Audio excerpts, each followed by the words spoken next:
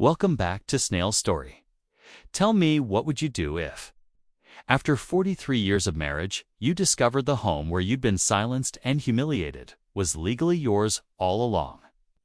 Tonight's story follows Eleanor Hayes, a woman who chose freedom and dignity over fear and rewrote her life when everyone least expected it.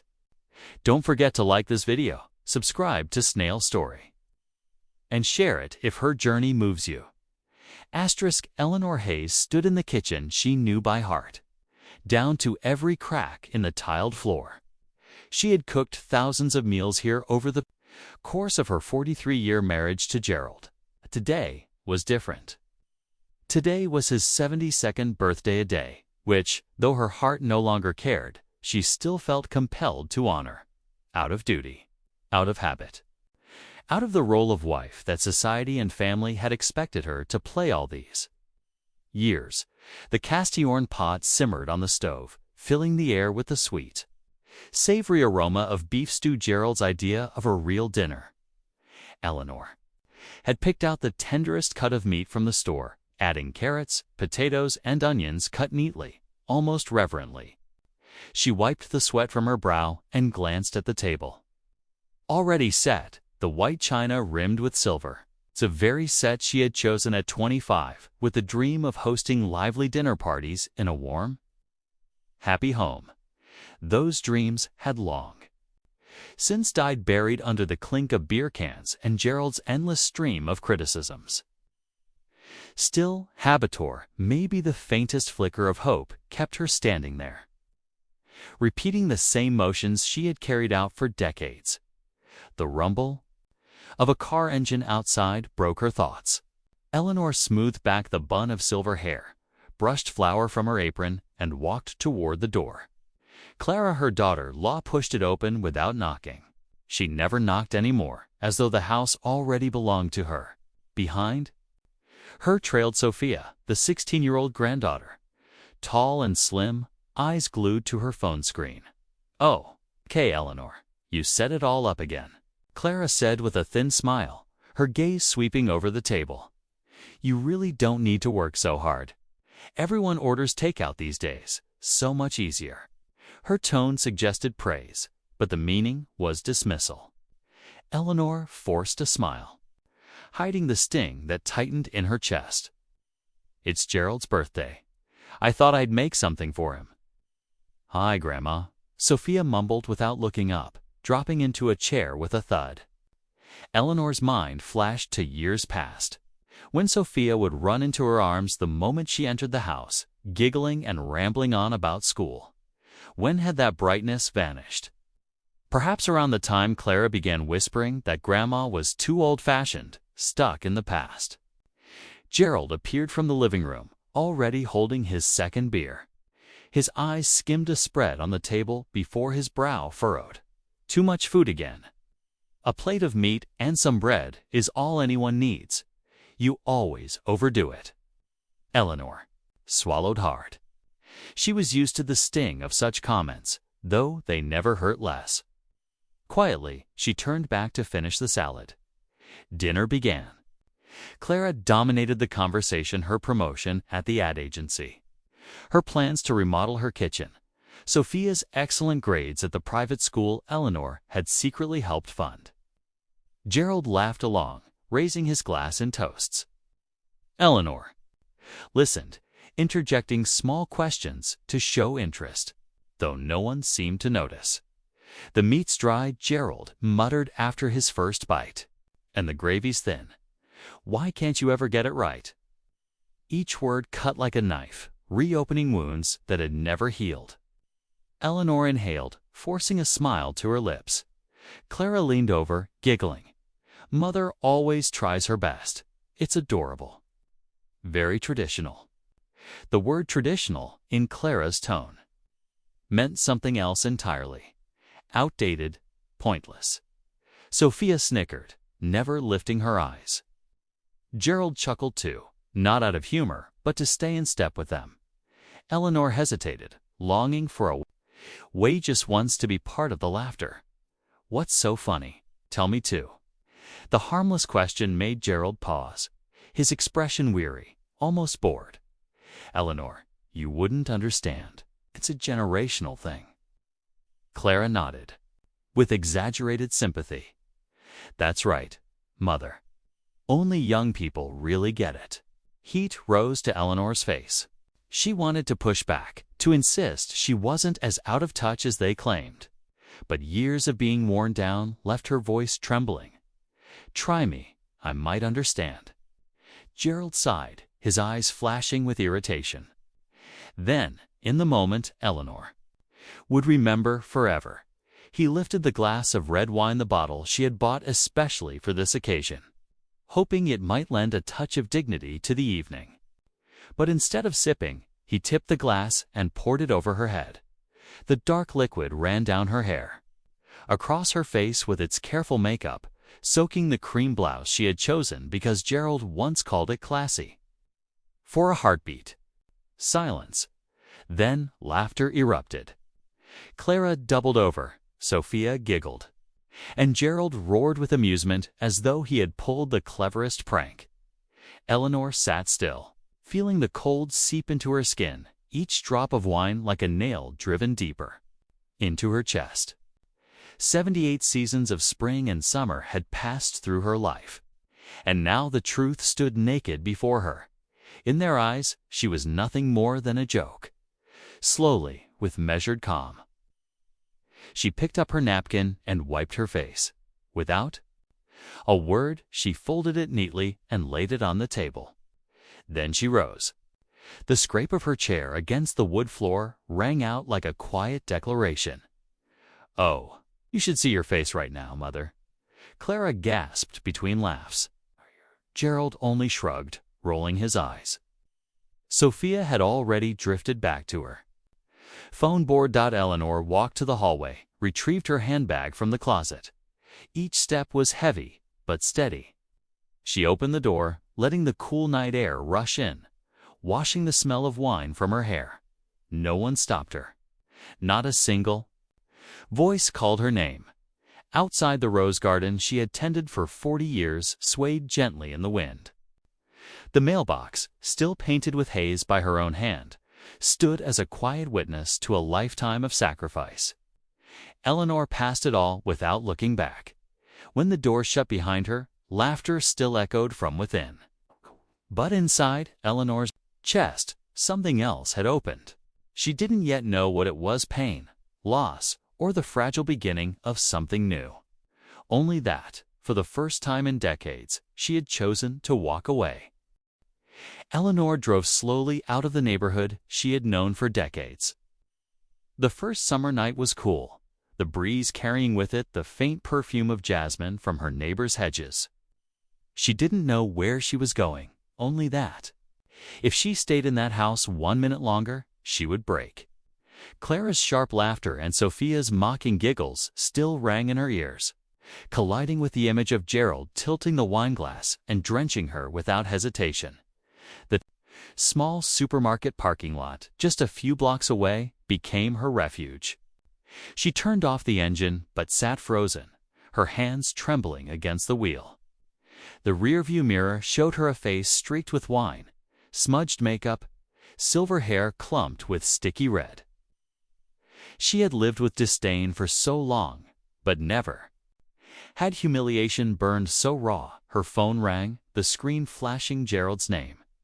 Eleanor hesitated, then answered. His voice was not contrite, not apologetic, but frantic, tinged with alarm. "Eleanor, come home, right now." 3 men just walked into the house, strangers in suits. "They say they're lawyers. They're asking for you. They said it's about the house." "Okay, Eleanor, what the hell is going on?" She bit her lip, her heartbeat rattling in her chest. In that instant, the shame of 10 minutes ago was pushed aside by a strange, sharp curiosity. Lawyers, looking for her. About the house, she said nothing, just pressed the call off.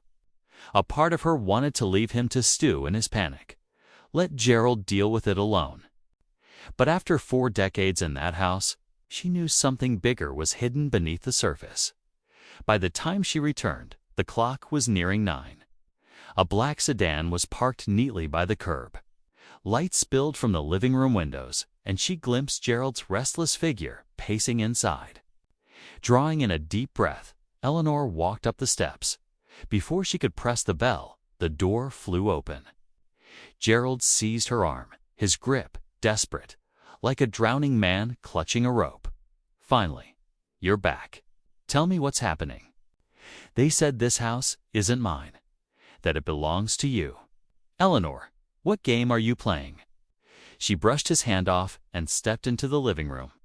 3 men in dark suits rose as she entered. The eldest, hair neatly silvered, gold-rimmed glasses perched on his nose, stepped forward. "Mrs. Hayes, my name is Thomas Whitfield, of Whitfield and Crane Law. These are my colleagues, Mr. Harris and Mr. Patel. Forgive the abruptness, we've been trying to reach you for weeks without success." Eleanor cast a sidelong glance at Gerald. He stiffened, muttering, "I thought they were just insurance salesmen." "Told them to stop calling."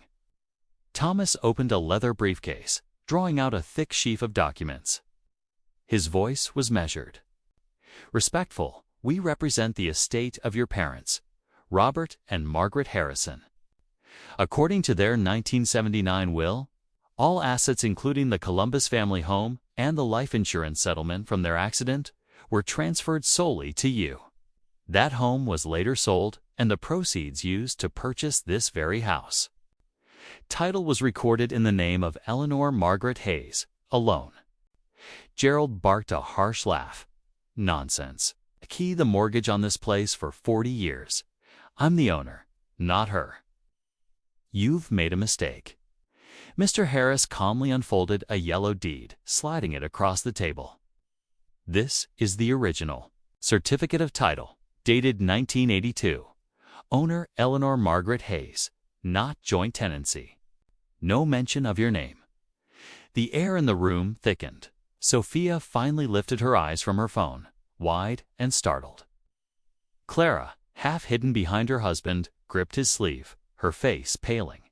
Eleanor stood, stunned. Memories from that time blurred back her parents' sudden deaths, her grief as a young mother to baby David, barely able to think straight. Gerald had said he would handle everything. She had signed papers mechanically, trusting him. And now, "But I'm the one who paid for this house," Gerald shouted, his voice cracking. "My pension checks, my side jobs, all of it went here. Don't tell me I'm just a guest in my own home." Thomas nodded gravely, flipping to another file. "It is true, you made monthly transfers. But the mortgage was fully cleared by 1987, paid off with your wife's inheritance. Every payment you made afterward went into a separate trust account. With interest, that account now totals over $400,000. Eleanor's knees weakened. So all these years, she had lived believing Gerald carried the financial burden, while in reality, her parents' legacy had quietly sustained them all. Gerald turned toward her, his eyes a mixture of fury and fear. "You knew, didn't you? You've been hiding this from me." She shook her head, her voice low but steady. "I had no idea. I forgot about the inheritance. You told me you would take care of everything." Thomas closed the folder gently. Lowering his tone, "There is one more provision you should know about. Your parents added what's known as a dignity clause. If at any time Mrs. Hayes feels disrespected or threatened in this house, she has absolute right to demand that anyone residing here leave within 30 days. And by law, we are obligated to enforce it." The words fell heavy as a hammer blow. Gerald froze. Clara's eyes bulged, her lips stammering, "That's impossible." Over an old piece of paper. Eleanor stood rooted in the center of the room, the same room where, for 4 decades, she had endured frowns, sighs, barbed comments. Her hair still smelled faintly of wine. In her ears, the echo of laughter had not yet faded. And now these strangers in suits were handing her a truth she had never imagined. She held the power. Thomas's gaze was firm. softened only by the hint of compassion. "Mrs. Hayes, the decision is entirely yours.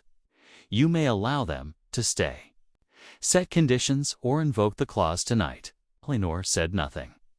Her eyes drifted from Gerald, face red, hands shaking, to Clara, pale and calculating.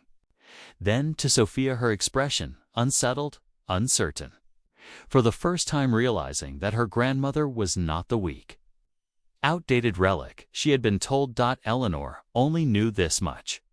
A door had opened. A door she had never known she held the key to in all of her 43 years. The living room seemed frozen in place. Only the steady tick of the grandfather clock filled the silence, the very clock Eleanor's parents had given her as a wedding gift. Its pendulum swung like a reminder that truth cannot be buried forever, not even under 40 years of dust and silence. Eleanor lowered herself onto the sofa, her hands clasped tightly together.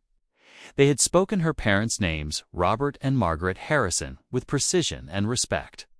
Each syllable pulled open a locked chamber in her memory, stirring emotions she had buried for decades.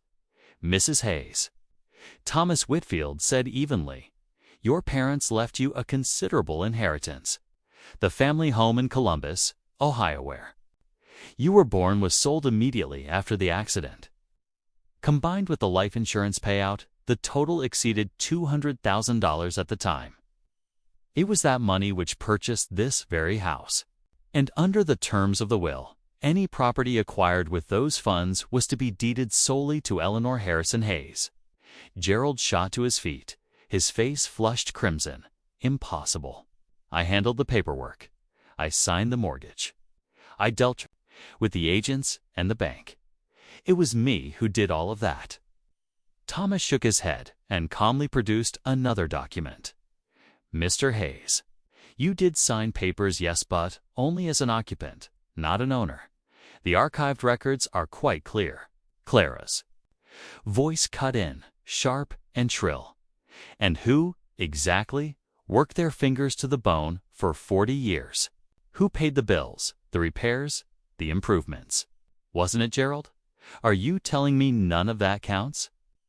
The younger attorney, Mr. Harris, answered without flinching. "It does count. But you must understand, the mortgage was paid off in 1987 entirely through Mrs. Hayes's inheritance. Every so-called mortgage payment Gerald made after that date was funneled into an investment trust in Eleanor's name, under our firm's management. With accumulated interest, that account now stands at nearly $500,000. The room went silent. Sophia, for the first time that night, looked up from her phone. Her voice was barely above a whisper. $500,000. Eleanor's chest rose and fell rapidly. Memories rushed back, vivid and painful. The winter of 1979, the icy road, the wreck, the knock at the door that shattered her world. She was 27, cradling her infant son David, her heart broken beyond repair. In those days of mourning, Gerald had stepped in, saying he would handle everything: the funeral, the estate, the legal paperwork. She had simply cried, nodded, and signed whatever was placed before her. She had surrendered not just her grief but her future, blindly trusting that her husband would act in her best interest. "Eleanor," Gerald's voice cracked, almost pleading, "I didn't know. I thought it was all just formalities. I truly believed I was the head of this household, the owner of this home. I've worked my whole life to keep it standing." She looked at him. In his eyes she saw not just fear, but humiliation. A man who had always wielded control now faced the bitter truth. For 40 years, he had been nothing more than a tenant in his wife's house. Thomas sat down beside Eleanor, his tone gentler. "Your parents were meticulous. They weren't distrustful of love itself, but they understood life's uncertainties. They wanted to ensure their daughter would never lose her home. In their will, they wrote, 'The house shall belong to Eleanor,' said if one day she is belittled or disrespected, she will still have a roof of her own." The words pierced Eleanor's heart. She remembered her father stern but steadfast. Her mother, gentle yet insistent that Eleanor value herself. Perhaps they had seen what she refused to see, that Gerald's love was easily twisted into control, that his sacrifices could become shackles. Clara suddenly burst out, her tone defiant. So what? This house is where the whole family has lived, where children grew up, where grandchildren were born. And now, because of a few old documents, my mother-in-law thinks she can throw us all out onto the street. How ridiculous. Eleanor turned toward Clara.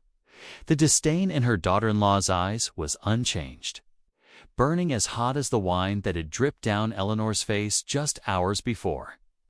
She recalled the sound of laughter, Clara's, Sophia's, even Gerald's, when she had sat humiliated at that dinner table.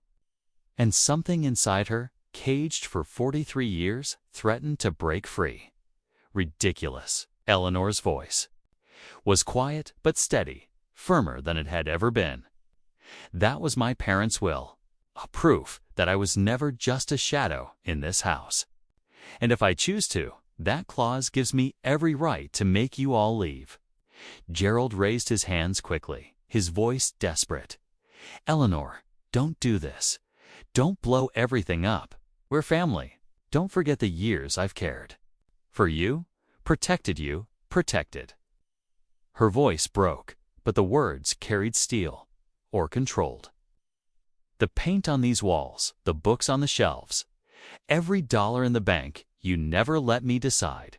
Not once. Sophia murmured, Grandma. But her wide eyes shone more with curiosity than compassion. She, too, was realizing that the fragile, outdated grandmother she had dismissed was far more than she seemed. Thomas closed the folder, his gaze resolute.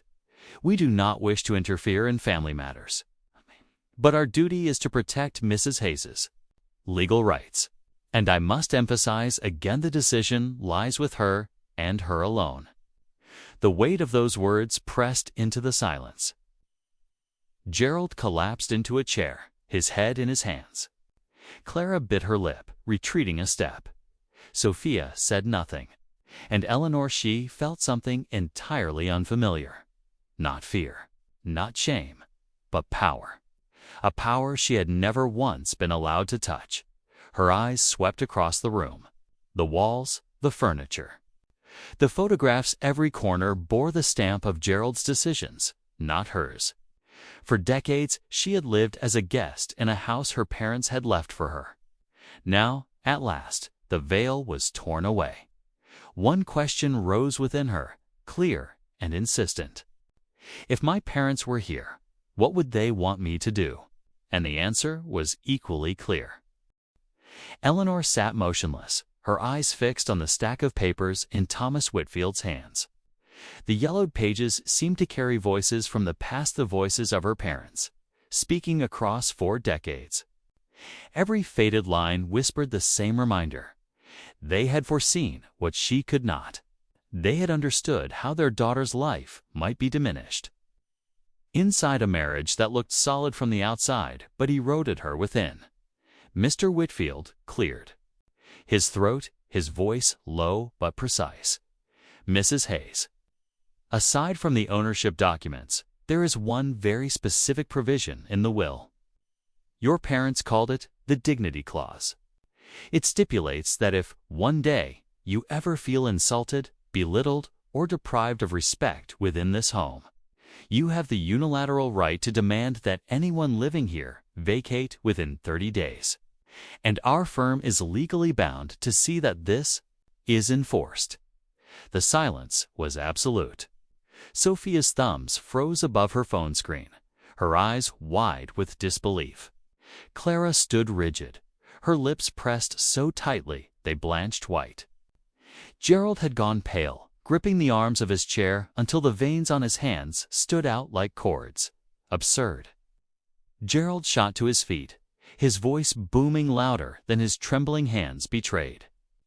You expect me to believe that, because of some archaic clause, I, the head of this household, The man who has kept this family afloat could be thrown out onto the street. This is insanity. Mr. Patel, the youngest of the attorneys, replied in a calm, even tone. Not insanity. Mr. Hayes, it is entirely legal. The clause was upheld by the court at the time the will was executed. All we require is Mrs. Hayes's word to initiate proceedings. Gerald turned toward Eleanor, his voice breaking as his bravado slipped. Eleanor, you can't possibly be serious about this.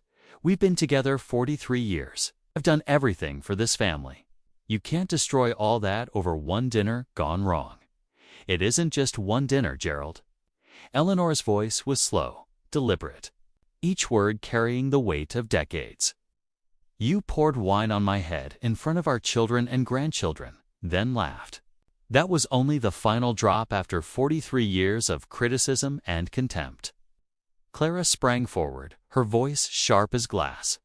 You're exaggerating. For 30 years, my father-in-law has carried the financial load, made the big decisions. Without him, would you even have this house? You know as well as I do, women of your generation were best suited to the kitchen, while men handled the important things. Eleanor turned to her daughter-in-law, her gaze steady. For the first time, there was a flash of steel in her eyes. And Clara faltered, her confidence cracking. You're right about one thing, Clara.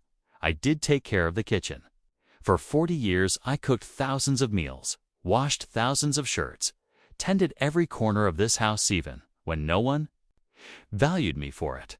But as for the big things, she paused, drawing a breath that seemed to come from the core of her being. The big things were mine from the start, just never knew it. Sophia shifted uneasily. At 16, she was seeing her grandmother in a new light. The image of the old-fashioned relic her mother often mocked no longer matched the woman seated firmly before her. Mr. Whitfield placed a sealed envelope gently on the coffee table. There is also a letter enclosed with the will. It was meant to be opened only if the dignity clause came into question.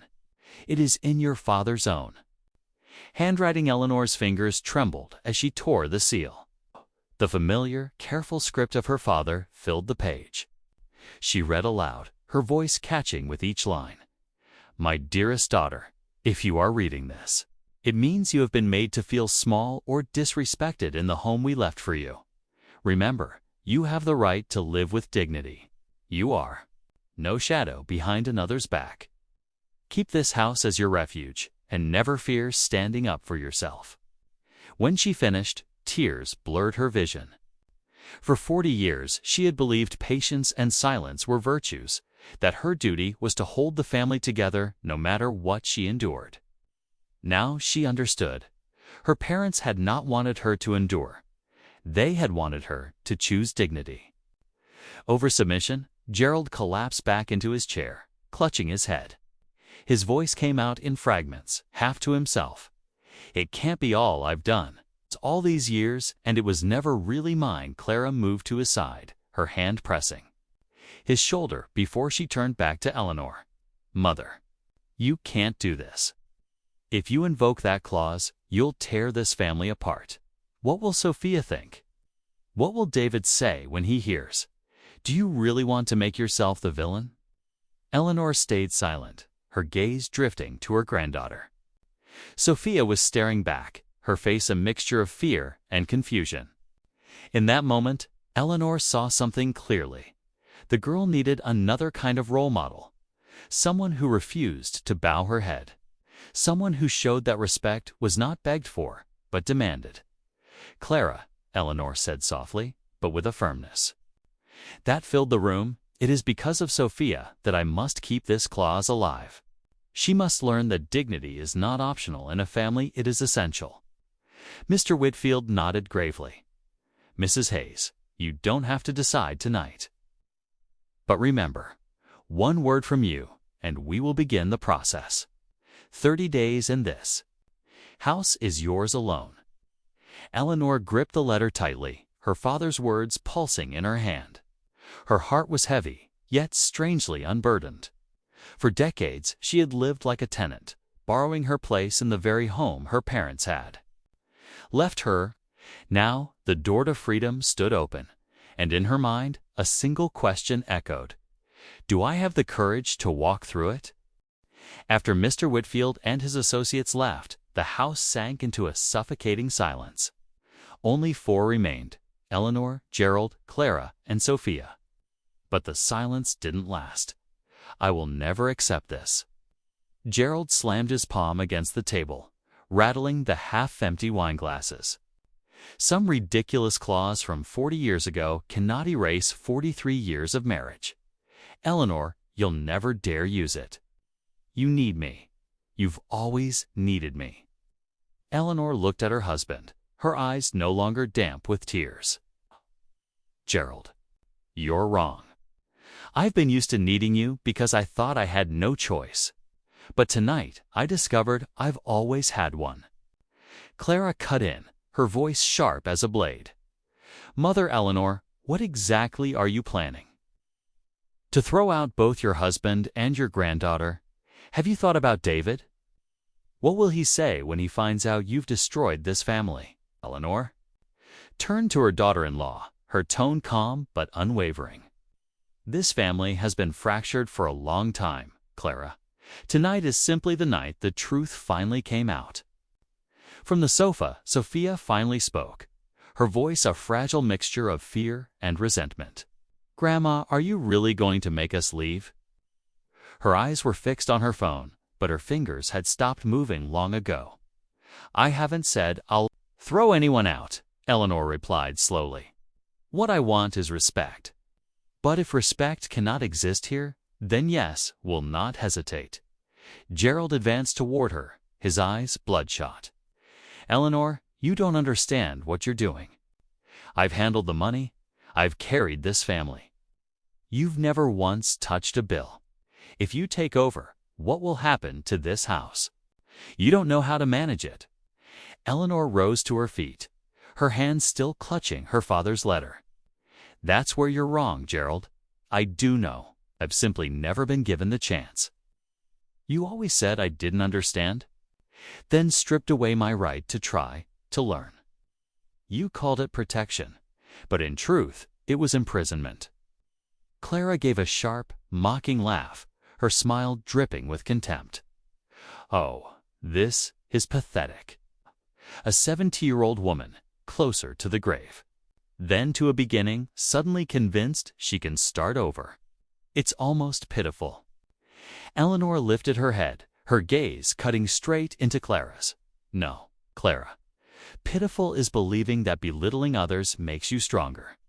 As for me, I finally learned something. Dignity has no age.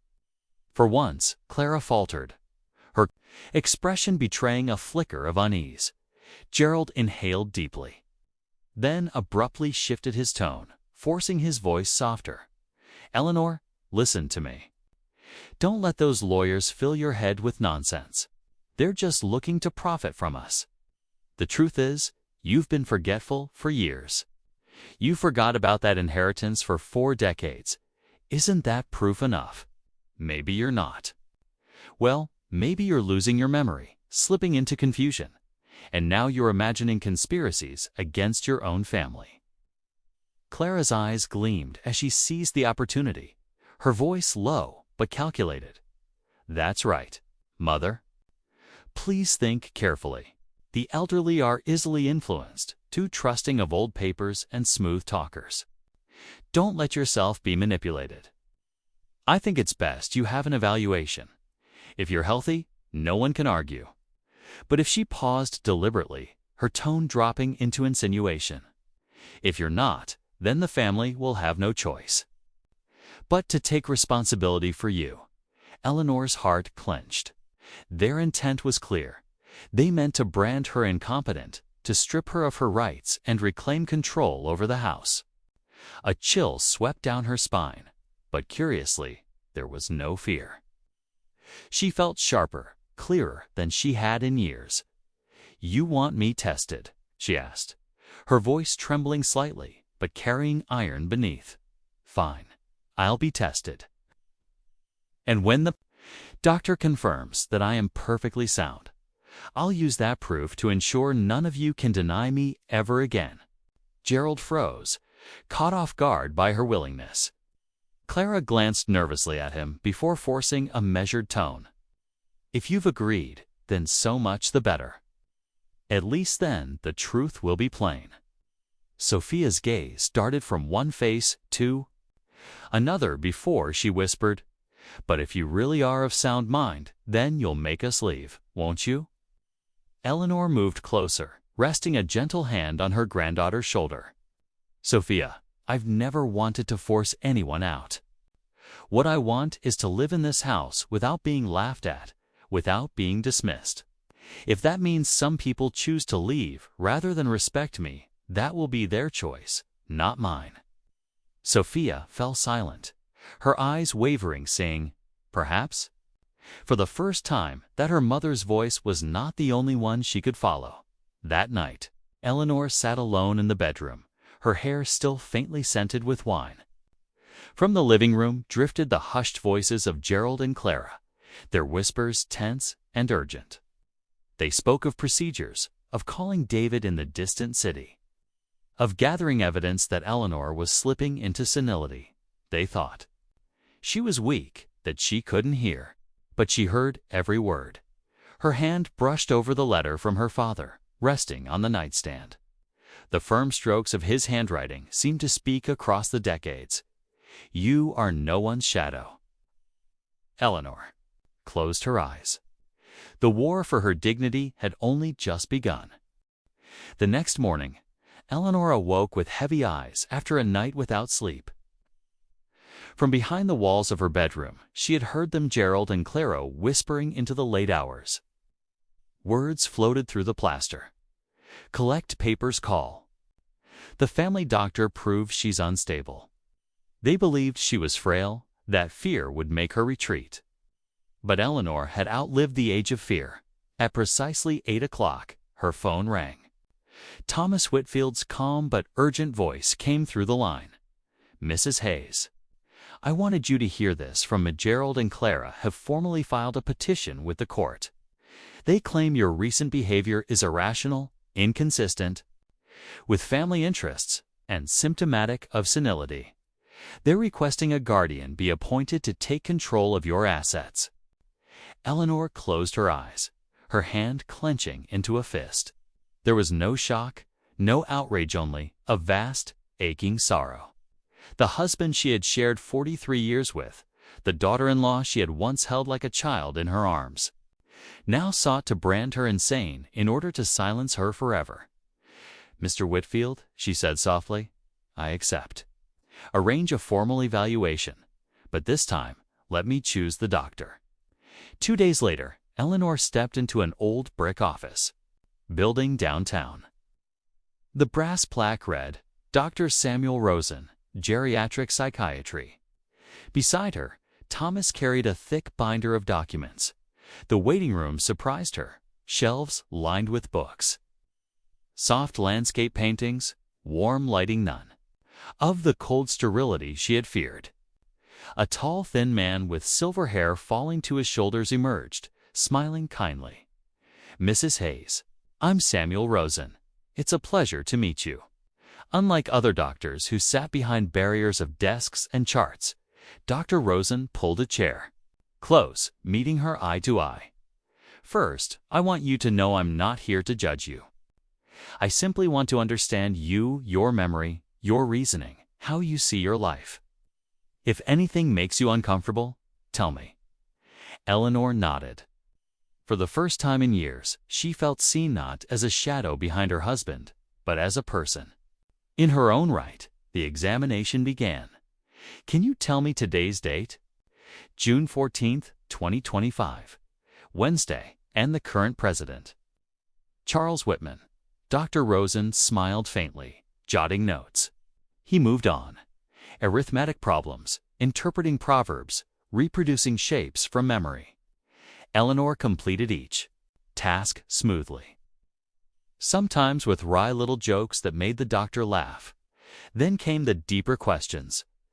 "Mrs. Hayes, tell me, why have you come here today? What is happening in your life? Eleanor drew a long breath. And for the first time, she told it all. The dinner, the wine poured over her head. Clara and Sophia's laughter, the revelation of the inheritance, the lawyers, the dignity clause. Her voice did not waver. It rang with clarity and conviction. Dr. Rosen listened without interruption, his aged eyes sharp and attentive. When she finished, he set down his pen. Mrs. Hayes, let me be frank. You display no evidence of dementia or impaired judgment. On the contrary, your memory and reasoning are excellent. But there is something that concerns me. What you've described: the belittlement, the exclusion from financial decisions, being laughed at by family. This is a textbook pattern of emotional and financial abuse. The words hit Eleanor like a thunderclap. She had never called it that. For decades, she had convinced herself Gerald was merely difficult, that Clara didn't understand her, that silence was the price of keeping peace. But now, hearing the truth from a professional, it felt as though someone had torn away the curtain she had lived behind. Abuse, she whispered. Yes. Dr. Rosen nodded. Abuse isn't always physical. It can be a voice that demeans, a right that is taken, a life where you are made irrelevant in your own home, and their attempt to prove you incompetent just as you reclaim ownership. This only confirms they fear losing control, not that they care for your well-being. Eleanor nodded slowly, tears welling, not tears of weakness, but of recognition. At last, someone had named the wound she had carried in silence. The evaluation lasted nearly 3 hours. When it ended, Eleanor felt as though a great burden had lifted. In the hallway, Thomas placed a reassuring hand on her arm. The official report will be filed tomorrow. I have no doubt Dr. Rosen will affirm you are fully competent. This will extinguish their petition. Eleanor gave his hand a gentle squeeze. Thank you, Thomas, but more than that, thank you for showing me I was never as powerless as they made me believe.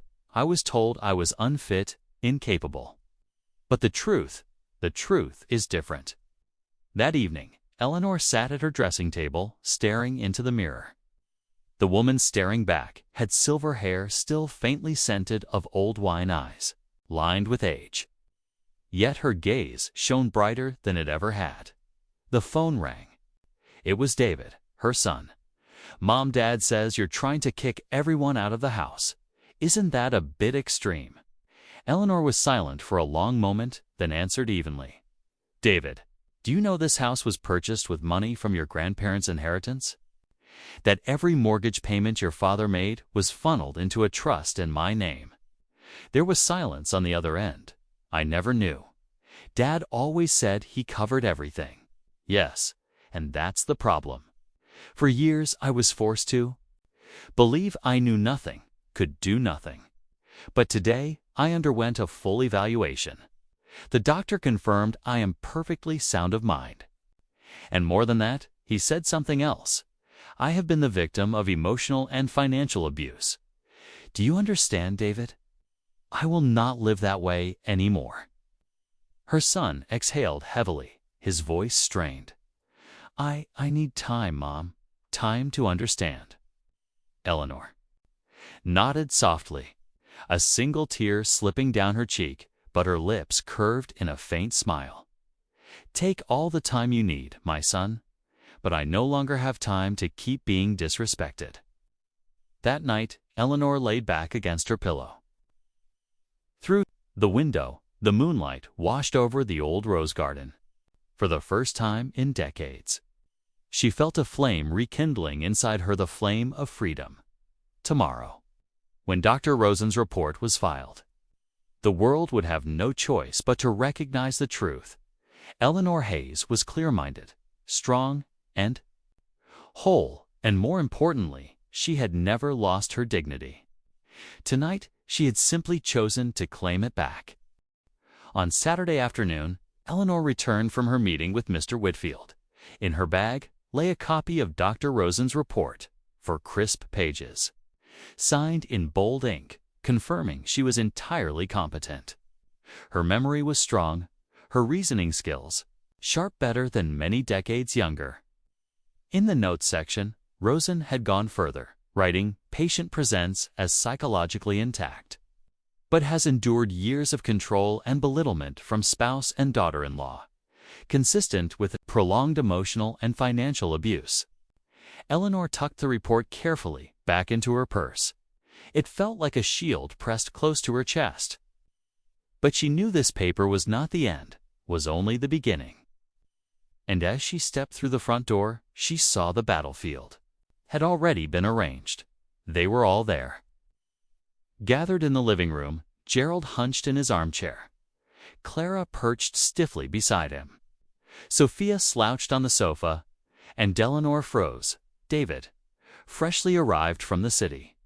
"David," she breathed. He stood awkwardly, offering a strained smile. "Mom, I came because I wanted to talk face to face." "Everyone's worried about you." Eleanor set down her bag, unwrapped her scarf, and replied evenly, "Or perhaps they're worried about this house." The air tightened like a rope pulled taut. Gerald leaned forward, his voice low but edged like steel. "Eleanor, we need to talk like adults. No lawyers, no doctors, just family." "Fine," Eleanor said, pulling out a chair and sitting with her back straight, her eyes locked on theirs. "Then speak. What do you want?" Clara inhaled, arranging her features into a mask of contrition. Her tone dripped with honey. "Mother, we admit that dinner went too far. Gerald had too much to drink. Sophia and I laughed when we shouldn't have. But every family has rough nights. I think the best thing is to put it behind us and go back to how we were before." "Back to before," Eleanor repeated, her tone calm but cutting. "Back to me cooking, scrubbing, bowing my head while you mocked me. No, Clara, I will never go back to before." Gerald spoke next, his voice tight, straining to sound reasonable. "Eleanor, you must understand I built this life. I worked, I paid, I carried the weight. You can't erase that because of one ridiculous clause." Without a word, Eleanor reached into her bag and laid the report flat on the table. "This is Dr. Rosen's evaluation. You said I was senile, confused. Now the doctor has certified I am fully competent. What argument do you have left?" Clara snatched it up, flipping through with rising agitation.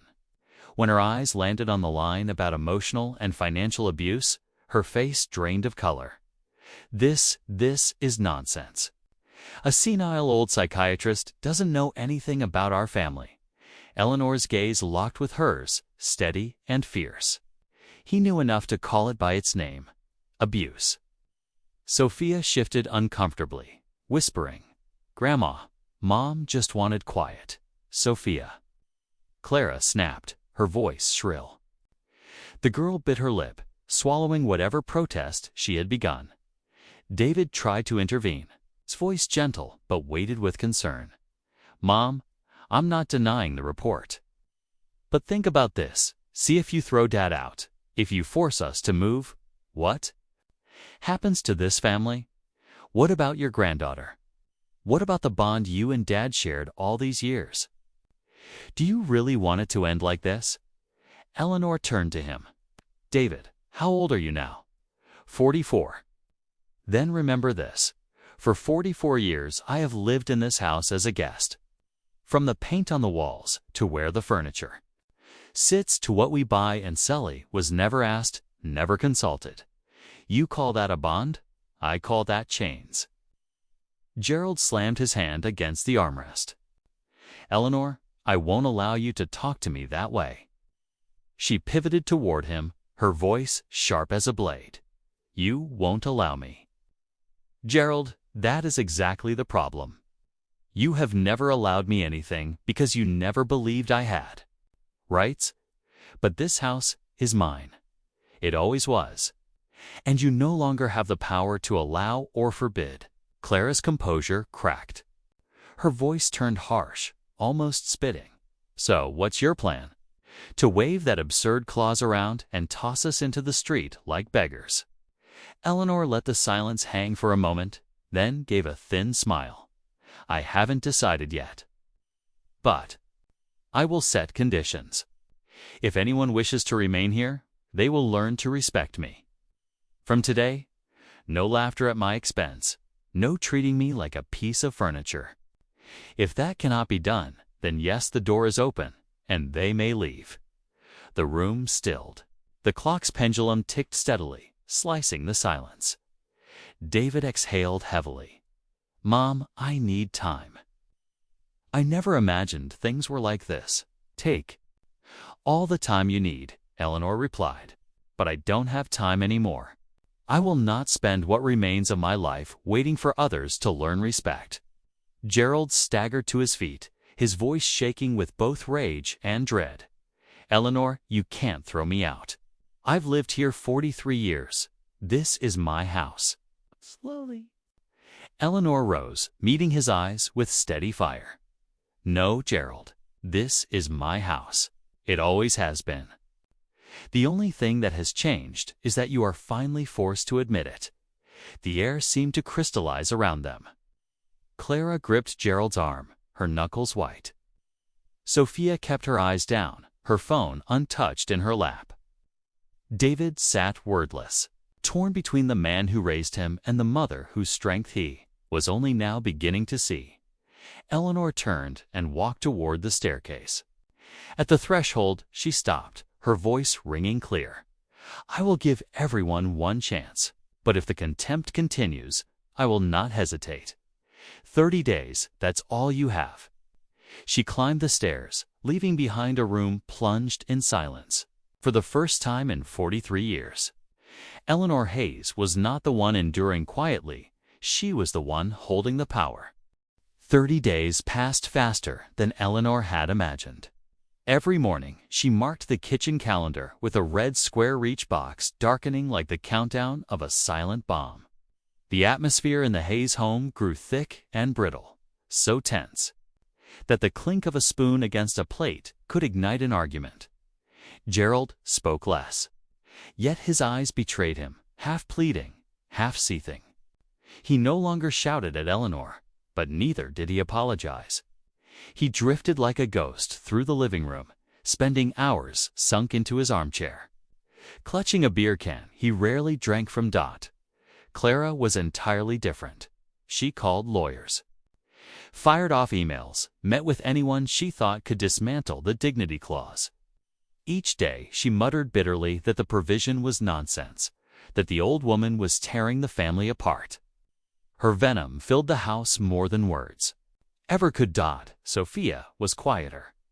Sometimes Eleanor would feel her granddaughter's gaze lingering curious, uneasy as though the girl were realizing, perhaps for the first time, that her grandmother was not so easily mocked. On the 25th day, David phoned. His voice sounded weary, frayed from arguments with his wife. Mom, Clara says you're determined to throw everyone out. Have you thought about the consequences?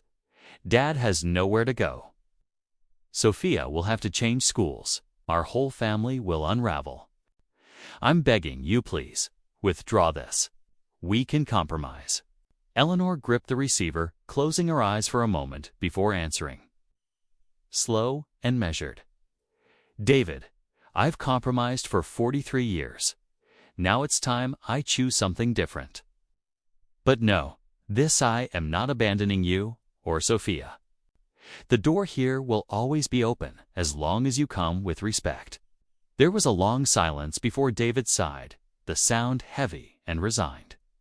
I don't know if Clara will ever change.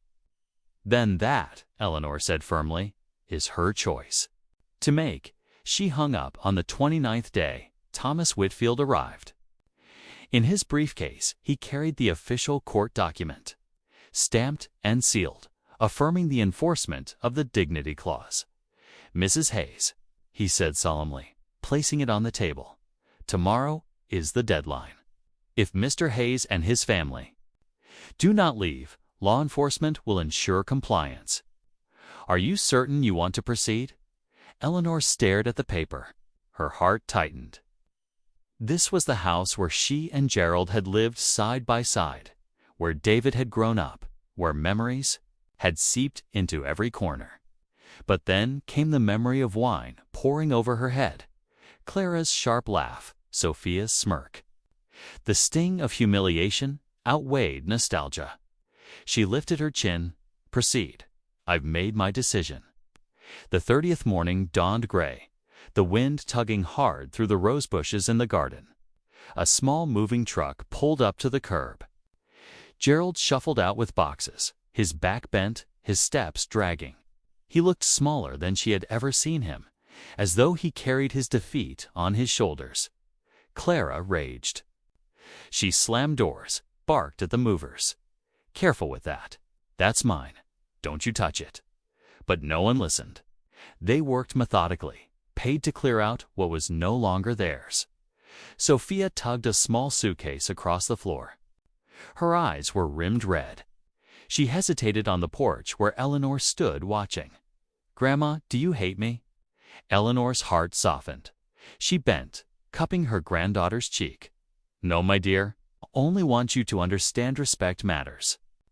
More than anything in a family. You can remember that. This door will always be open to you, whenever you wish to return. For the first time in years, Sophia threw her arms around her grandmother. The embrace was brief but fierce, and Eleanor knew something had shifted. A seed had been planted, perhaps, in Sophia at least. The cycle of contempt would end. Clara yanked her daughter's arm, her face hard with fury. Come on, Sophia. Then she turned to Eleanor, spitting her words like venom. You'll die old and alone in this house. Don't expect anyone's pity. Eleanor's smile was faint, but steady. I don't need pity. I need dignity. Gerald was the last to leave. He lingered on the porch, his gaze heavy. His once commanding face looked worn, lined not with age, but with defeat. Eleanor, I never thought it would come to this. She met his eyes, no longer angry, only honest. Gerald, this didn't come to anything. It began 43 years ago, the day you chose to belittle me. Today, I'm simply choosing to end it. He bowed his head slightly, then turned and climbed into the truck. When the vehicle disappeared around the corner, Eleanor remained on the porch, holding both the report and her father's old letter against her chest. For the first time in over 4 decades, the house was utterly silent, no television blaring, no complaints, no derisive laughter. Only the wind in the roses and the chatter of sparrows. The silence did not frighten her. It was freedom. Eleanor inhaled deeply, the scent of roses filling her lungs.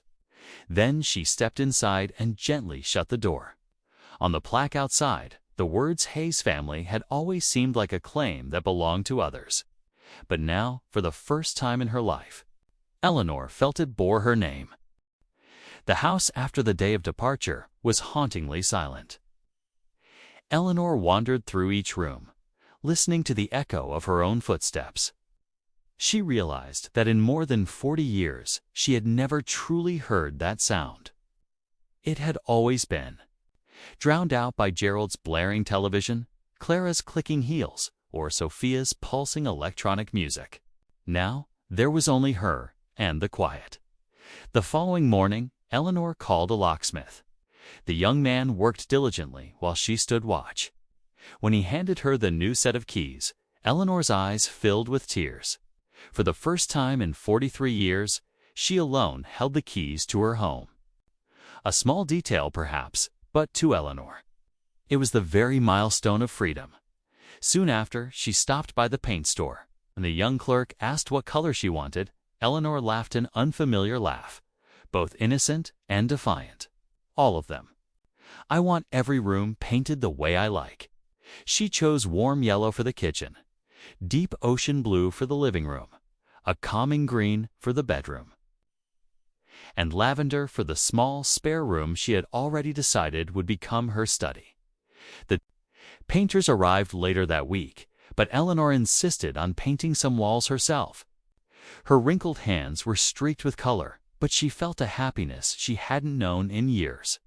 Each brushstroke felt like covering scars with new skin, replacing pain with her own choices. As the colors dried, the house seemed to wake up no longer a place dictated by others, but a home belonging to Eleanor Hayes. While unpacking, she opened an old box of books, romance novels, and a few history volumes Gerald had once sneered at and banished to the basement. She dusted them off, arranging them proudly on shelves in her new office. She set up a desk and placed the laptop she had just purchased on top. On the wall, she hung a whiteboard and, with a marker, wrote in large, bold letters, "I have the right to learn." And she truly began. Eleanor enrolled in 3 online courses at the community college: real estate law, personal finance management, and art history. At 68, she felt the nervous thrill of a student for the first time. At night, instead of waiting for Gerald to finally turn off the television, she sat at her desk, reading materials, jotting notes, completing assignments. At first, her eyes ached, her hands trembled over the keyboard. But day by day, her confidence grew. When she received her first certificate in personal finance, she framed it and hung it proudly on the office wall. One afternoon, her phone rang. The caller ID was unfamiliar. When she answered, a trembling voice said, "Grandma, it's Sophia." Eleanor went still. There was something different in the girl's tone, not the usual indifference, but hesitant, almost apologetic.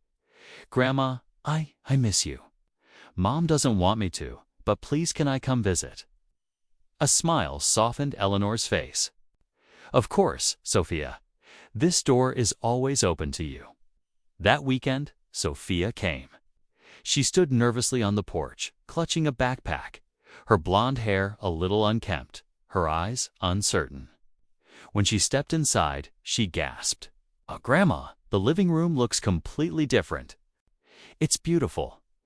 Eleanor gave her a tour. The kitchen glowed bright yellow, the living room swam in ocean blue. The bedroom radiated calm green, and the lavender room hummed with new purpose. Sophia laughed in delight. "You even have your own office, that's so cool." Inside the office, she noticed the books, the whiteboard, the framed certificate. "You really study these? At your age?" Eleanor nodded gently. "It's never too late to learn, sweetheart. I want to understand the law, to manage my own life. And I study art because I love it, not because anyone else tells me it matters." Sophia's eyes glistened. She whispered, "I'm sorry, Grandma." That night, when everyone laughed, I laughed too. "I wasn't thinking, I just wanted to follow Mom. But I know it hurt you." Eleanor wrapped her arms around her granddaughter. "I forgive you, but promise me something, Sophia. From now on, when you see someone being disrespected, never laugh along. Remember, respect is more important than anything." Sophia nodded, tears spilling down her cheeks. That evening, they sat together on the porch, sipping peppermint tea. Sophia told stories about school and friends, while Eleanor shared about her courses, about her long-held dream of traveling to Italy. They laughed real laughter, not the bitter kind Eleanor had endured for decades.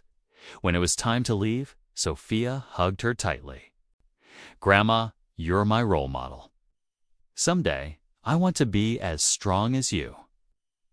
Eleanor watched her granddaughter walk down the path, her heart brimming with a new certainty. She was not alone. She was planting seeds for another generation. Cheese. Sophia, through her own life, that dignity and freedom are never too late to reclaim. That night, Eleanor returned to her desk. She opened her real estate textbook, reading late into the evening. But now, there was no fear inside her. Only a radiant, soaring excitement. She was rewriting the story of her life. Autumn came, and the maples along the street blazed crimson. Afternoon sunlight slipped through the windows, casting a gentle golden glow across the living room, now painted deep ocean blue. Eleanor sat in the armchair she had chosen herself. a cup of jasmine tea warming her hands, breathing in the fragrance drifting from the garden. The house was quiet, but this quiet was no longer frightening. It tasted of freedom. 3 months had passed since Gerald and Clara's departure. Eleanor had completed her second course in personal finance and was preparing to submit her final paper in art history. On the wall of her study, next to her certificates, she had pinned a map of Italy, tiny stars marking Florence, Venice, and Rome. She had already spoken with a travel agent. The plan for her first journey abroad was becoming real. Sophia continued to visit every weekend. She brought her homework, and the two of them sat side by side, marking her own lessons, Sophia scribbling through math problems. Sometimes they paused to bake cookies, laughter echoing through the bright yellow kitchen. In those moments, Eleanor realized she had not lost family. She was building a new kind of family, one built on respect and genuine affection. One late evening, the phone rang. On the screen appeared the name that still tightened her chest, Gerald. Eleanor hesitated, then answered. Eleanor, his voice was husky, stripped of the old, booming authority. I just wanted to check on you. I'm staying at a retirement home on the edge of town. There are games, cards, people my age. It's fine, but I still feel something missing. Eleanor listened, hearing the weight in his breathing.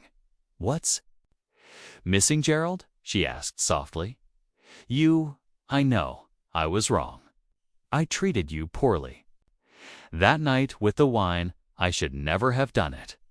I thought it made me strong, but it only showed my cowardice. Eleanor, can you forgive me?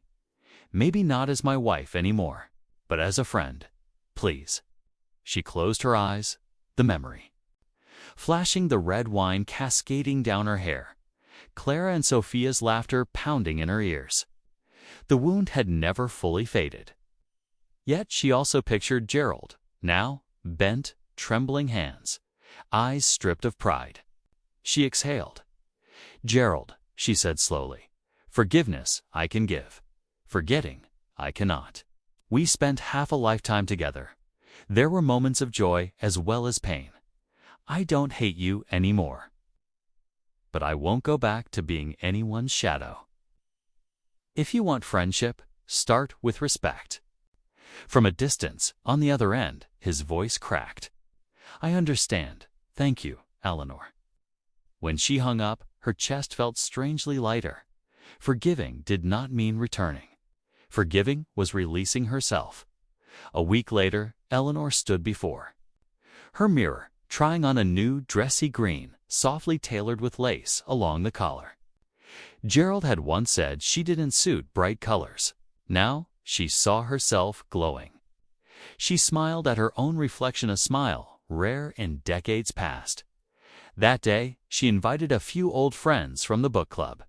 They gathered around the dining table, sipping tea and eating apple tart, discussing Italian literature and dream journeys. One friend exclaimed, Eleanor, you look transformed. There's a spark in your eyes, you're truly alive. She reached across the table, squeezing her friend's hand with a grin. Because, for the first time in my life, I am living for myself. In the afternoon, Sophia came bounding in. She ran from room to room, exclaiming, Grandma, my friends.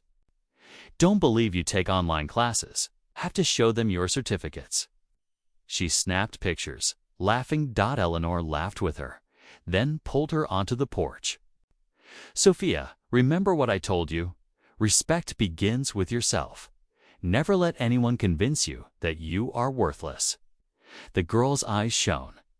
Grandma, someday I want to live like you. Brave enough to choose, brave enough to change. Eleanor squeezed her hand gently, feeling the pulse of new blood carrying forward the strength and dignity her parents had entrusted her with 40 years ago. That night, Eleanor sat alone in her lavender study. On the desk lay her coursework, and beside it, her father's letter. She read it again, the familiar script still steady. You are no one's shadow. Hold on to your dignity, even when the world tries to take it away. She smiled softly. Father, mother, at last, I have done it. She stepped out onto the balcony. The autumn sky glittered with stars, the wind cool and tender. Behind her, the house no longer felt like a prison of silence, but a fortress of freedom. Every wall bore colors she had chosen. Every room spoke her voice. Tomorrow, she would book her ticket to Italy. The next day, she would continue her studies. But tonight, she needed only to know one truth. She had reclaimed her life in...